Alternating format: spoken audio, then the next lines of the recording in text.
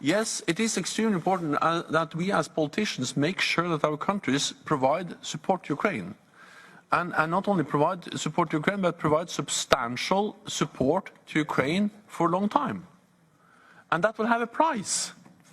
And part of the price, the sanctions are important, but also, of course, the military support, but also the humanitarian support, the economic support, that has a price. But the price of not supporting them is much higher. Partly because, for me, this is a moral issue. This is about a sovereign, independent nation with more than 40 million people living in Europe, which is brutally attacked by a big power, Russia. If we don't react to that, and after we have seen what happened in Bucha and other places, it violates my understanding of, decent behavior of neighbors and friends of Ukraine. So of course, yes, it has a price.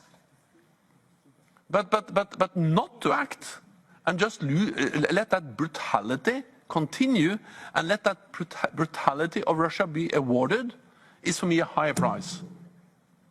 Second, it is in our interest to help Ukraine.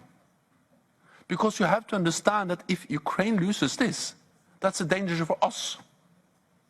That will make Europe even more vulnerable for Russian aggression.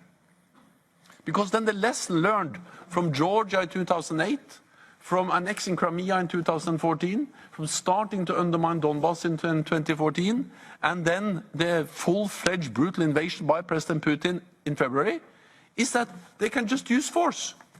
They get their will. It's to re-establish an idea of spheres of influence, where big powers can decide what smaller neighbors can do.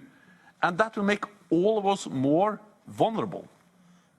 So even if you don't care about the moral aspect of this, supporting the people of Ukraine, you should care about your own security interest. So therefore you have to pay.